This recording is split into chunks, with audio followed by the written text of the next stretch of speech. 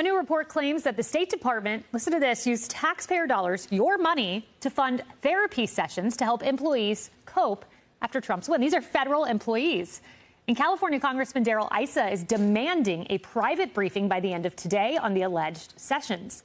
He wants answers on how much money they cost the department, how many took place. Have these types of therapy sessions for employees ever taken place before? And if so, what events prompted them? Writing in a scathing letter to Secretary Blinken, quote, I am concerned that the department is catering to federal employees who are personally devastated by the normal functioning of American democracy through the provision of government-funded mental health counseling because Kamala Harris was not elected president of the United States. He continues, quote, it is disturbing that ostensibly nonpartisan government officials would suffer a personal meltdown over the results of a free and fair election. It is unacceptable that the department accommodates this behavior and subsidizes it with taxpayer dollars. You know, Todd, I immediately thought of my time in college campuses where kids are given emotional support animals during exam time. Only difference, these are foreign service officers of the United States. How do they handle foreign adversaries if they can't handle democracy? That's the question. And I love every part of Issa's letter except for the following. Ostensibly nonpartisan government officials.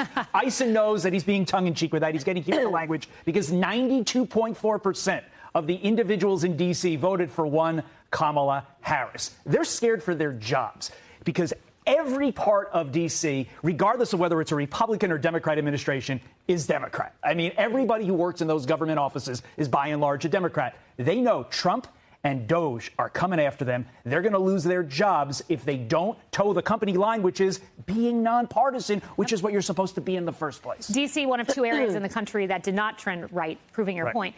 Dagan, this part struck me, too. This is a Free Beacon. Great reporting on their part. They say sources described one informal meeting held for Near Eastern Affairs Bureau staffers as a cry session over Trump's win. An agency-wide email also touted an insightful webinar where we delve into effective stress management techniques to help you navigate these challenging times. This is taxpayer money, and they're crying over Trump.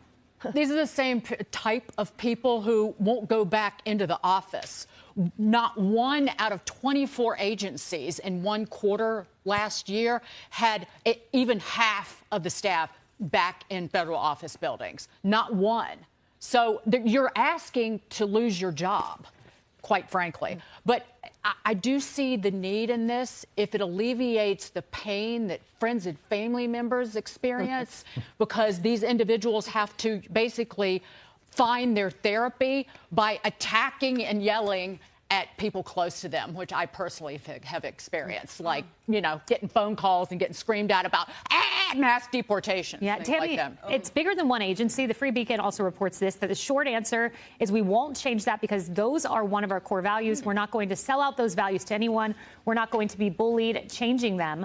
It goes on. But look, the part I was trying to highlight on that screen was one U.S. official with knowledge of the session said that during the Biden-Harris term in office, there have been an overemphasis on people's feelings, often with a college campus-like fervor. Yeah. This is the federal government. It's the federal government. And you can imagine how appealing this is to foreign agents in the country, that you've got foreign worker, you know, our own foreign service workers who are vulnerable, who are crying during the day, because they hate who became president, they hate what the country is doing. Suddenly they become, I think, a more viable mark if you want to get somebody who's unhappy. But I really like Isaac asking what materials were used in these sessions and what was the agenda, because they're not talking about trying to get over something.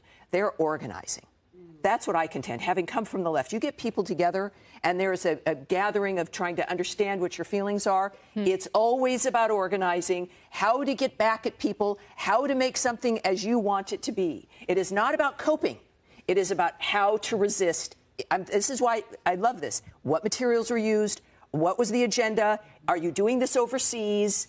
That kind of stuff. And that's what we're going to find out. It's going to be very, very educational. Emily, what kills me is what we don't know, because we know the State Department cry sessions. We know from 3 weeks ago, FEMA official was skipping over Trump houses. What don't we know that happens in this vast bureaucracy? Totally.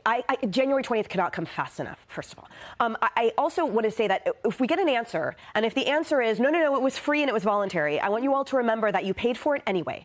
Because anyone that went to that meeting, you were paying their salary. Yes. and you were paying for any materials that were used. And did they take leave for it? We have baked into our system appropriate leave that if someone is suffering a mental issue and needs to remove themselves from work, that's what leave is for. So just know that you are paying for this no matter what, and the cost is in the billions, as we learn every day from Open the Books and now Doge moving forward. And remember that, trash rolls downhill. So remember how the reports that Kamala Harris, upon receiving an intelligence community report, instead of focusing on the substantive issue, she focused on how someone phrased or referred to a female foreign leader. Remember that? That was her takeaway. Right. So here, everything is based on feelings and no base on actions. Again, everything's going to change, however, come January 20th. And so until then, I'll be toasting to liberal tears. Trash rolls downhill is a Dakin line. You stole that from Dakin. Yes, that's a good line. No, I didn't want to say the word crap, and so I was replacing it with what I felt was a better word. If they cry over democracy, I'd love to know if these guys cry in front of Russian operatives or Iranian operatives. Well, Very that's right. troubling. Hey everyone, I'm Emily Campagno. Catch me and my co-hosts Harris Faulkner and Kaylee McEnany on Outnumbered every weekday at 12 p.m. Eastern, or set your DVR. Also, don't forget to subscribe to the Fox News YouTube page for daily highlights.